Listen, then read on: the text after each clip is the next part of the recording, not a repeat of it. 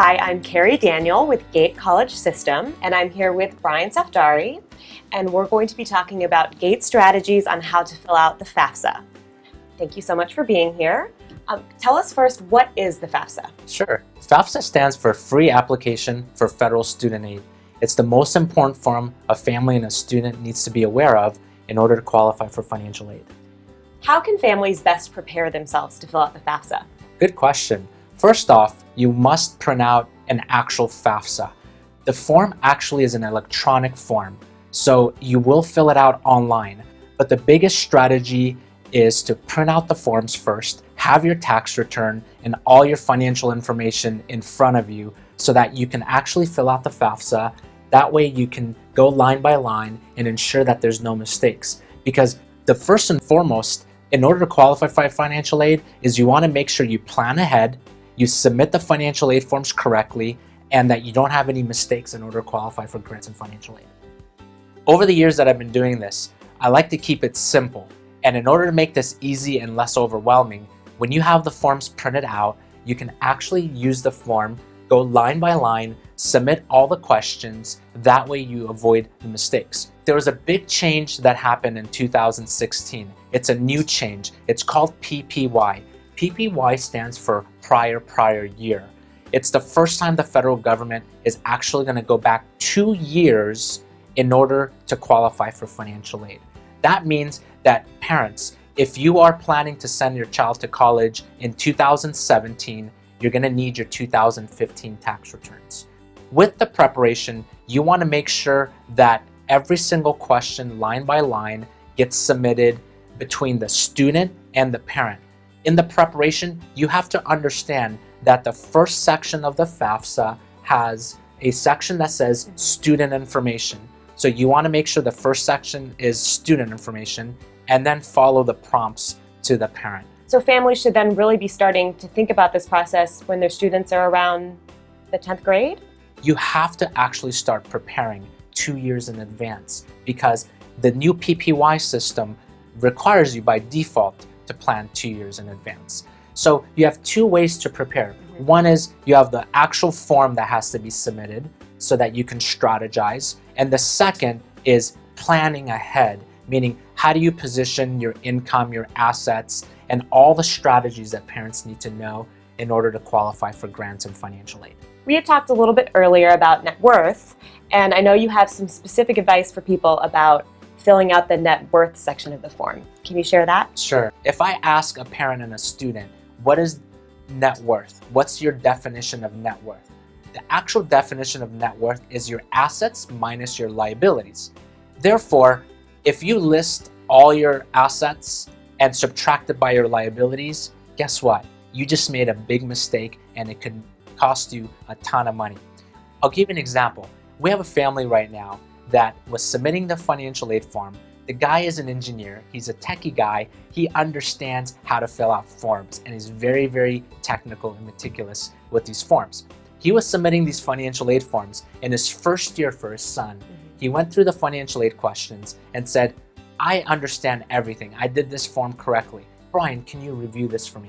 I looked at it and he had $350,000 listed under his net worth. I asked him, how did you list $350,000 under this question on the FAFSA? He said, well, Brian, I called my financial planner and I looked at my financial statements and I added all my assets, subtracted my liabilities, and I came up with net worth. I said, can you define a little bit more? What do you mean by that? He said, well, Brian, I have $250,000 in a 401k and I have $100,000 net worth in my primary residence. I said, well, I'm sorry to say that based on the federal government's definition of net worth, you just overlisted your net worth and you made a mistake. So it's really important when you fill out the forms that when you read the questions, you must understand the definition from the context of the federal government, not what you and I define as net worth. So this is great advice. Can you just clarify what can you not list on the FAFSA when you're filling that out, when you're filling out the net worth section? Sure. The important thing is, back to the preparing the FAFSA and having the actual form printed, when you print the actual FAFSA PDF online, you actually get instructions of line by line every question. So even though you may see the questions seem pretty basic, don't rely on your understanding of the question. Go through the instructions page of the actual FAFSA and make sure you understand how to define every question. So if we're talking about the net worth, it says what to include and what not to include. So under the section that says what not to include would be your primary residence. You don't include your primary residence. You don't include your 401k. You don't include your IRAs. You don't include pension and such. And then there's a section that says all the information you do need to include. And that would be such as stocks, mutual funds, CDs, rental properties, etc. Those are things that do count in the process. And the good news is that with all of those strategies, you can actually start understanding how can I go above and beyond and reposition things to make sure you can qualify, which goes back to why I think a parent should start 2 years in advance, because they could get familiar with the questions and look at how can we change things or make adjustments in our overall financial picture so that way we can get massive amount of financial aid and grants just by strategizing. Are there any other major mistakes that you see families make on the FAFSA?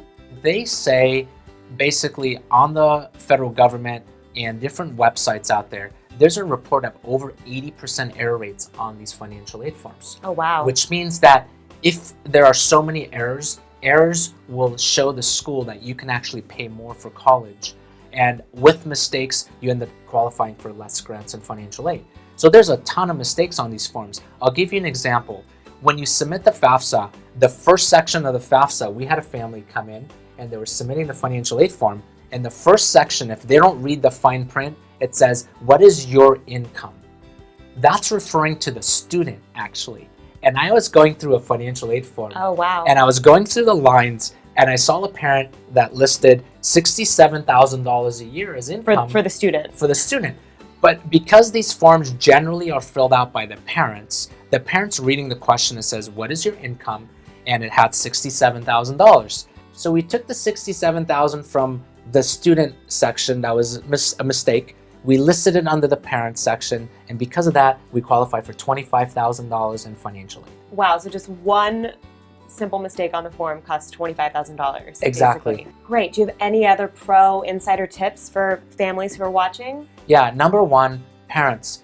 It doesn't matter what your income level is. Always, always, always fill out a financial aid form. Grants and financial aid is not just for low-income families. You can get financial aid no matter what your income is. So it's very important that you first fill out a FAFSA. You submit the FAFSA early. So another key thing is parents wait till like anywhere between January and March 2nd because the deadline is March 2nd.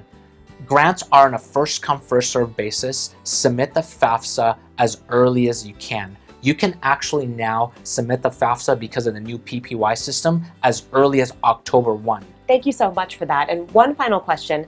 I've been really thinking about some of the non-traditional families that might be watching. Do you have any advice? Sure, good question. For non-traditional parents and families, it's important to understand that that refers to whether you're divorced, separated, grandparents taking care of the kids. It all falls under that category.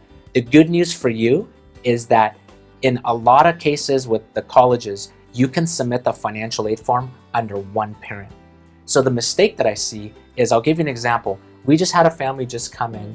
They're divorced, but they're amicable, wanting to help their kid go to college. So when they came in, they were going to submit their financial aid form.